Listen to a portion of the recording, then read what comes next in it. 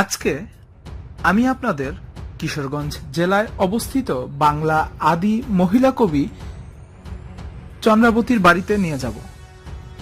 চন্দ্রাবতী বাংলা সাহিত্যের ইতিহাসে প্রথম বাঙালি মহিলা কবি হিসেবে সুবিখ্যাত ছিলেন।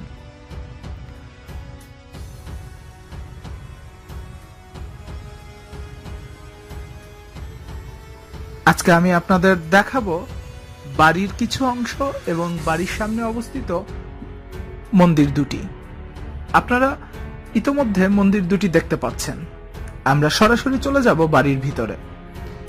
এখানে বলে রাখা ভালো, বাড়িটিতে কিছু পরিবারের বসবাস আছে, তাদের কাছ থেকে অনুমতি নিয়েই আপনাকে বাড়িতে ঢুকতে হবে। এবং এই বাড়িটিতে কিভাবে আসবেন আমি চেষ্টা করব ভিডিওর শেষের অংশে তা জানিয়ে দেওয়ার। জরাজীর্ণ বাড়িটি প্রায় ধ্বংসের পথে, তারপরেও প্রশাসনের কোনো উদ্যোগ নেই এই বাড়িটি নিয়ে।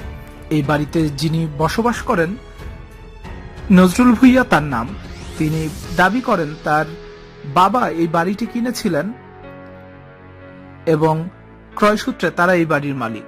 তারাই বহু বছর ধরে এই বাড়িতে অবস্থান করছে। চলুন আমরা বাড়িটির ভিতর থেকে ঘুরে আসি। বাড়িটির নিচ তলা খুবই অন্ধকার এবং জরাজীর্ণ অবস্থায় আছে। আমরা আপনাদের এখন নিয়ে যাব বাড়িটির দ্বিতীয় তলায়। এই সরু সিঁড়ি ধরেই আপনাকে দ্বিতীয় তলায় উঠতে হবে। আমার কাছে দ্বিতীয় তলাটি সবচেয়ে বেশি ভালো লেগেছে। মূল স্থাপনা বা যদি আমি বলি মূল অংশ হচ্ছে দ্বিতীয় তলাটি। এখানে আপনারা দেখতে পাচ্ছেন দেয়ালে কত সুন্দর কারুকাজ করা হয়েছিল এবং সংস্কারের অভাবে এখন যা প্রায় ধ্বংসপ্রাপ্ত, তবে এখনো কিছুটা টিকে রয়েছে, যা আপনারা ভিডিওটিতে দেখতে পাচ্ছেন। আমি আপনাদের দেখানোর চেষ্টা করছি বাড়িটির খুঁটিনাটি, যা আছে সব অংশই।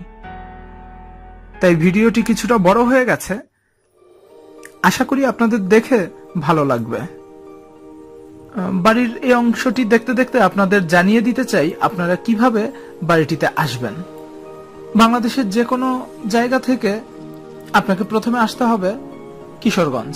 কিশোরগঞ্জের বাস বা ট্রেন স্টেশন থেকে 10 টাকা অটো ভাড়ায় চলে আসবেন শহীদ মসজিদের সামনে। এখান থেকে নীলগঞ্জের উদ্দেশ্যে অটো গাড়ি ছেড়ে যায়।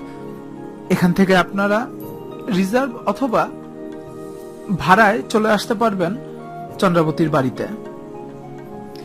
বাংলাদেশের অনেক স্থাপনাই এভাবে বেদখল হয়ে যাচ্ছে। আমি প্রশাসনের কাছে জোর অনুরোধ জানাবো এই বেদখলকৃত সম্পত্তিগুলো যেন সরকারের নিয়ন্ত্রণে নিয়ে নেওয়া হয় এবং একটু সংস্কার করে আমাদের মতো ভ্রমণ পিয়াসু মানুষদের তা উন্মুক্ত করে দেওয়ার জন্য। আমরা এখন আপনাদের নিয়ে যাচ্ছি বাড়িটির 3 তলায়, অর্থাৎ ছাদে।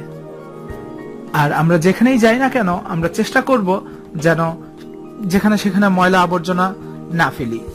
আমরা নির্দিষ্ট জায়গায় ময়লা ফেলবো এবং যে কোনো পুরাকীর্তি দেখি না কেন বা যেখানেই যাই না কেন সেই জায়গায় বা সেই জায়গার দেয়ালে, মেঝেতে বা অন্য কোনো জায়গায় আমরা কোনো কিছু লিখে আসবো না বা জায়গাটি নষ্ট করব না। আজ এ পর্যন্তই। সকলকে ধন্যবাদ।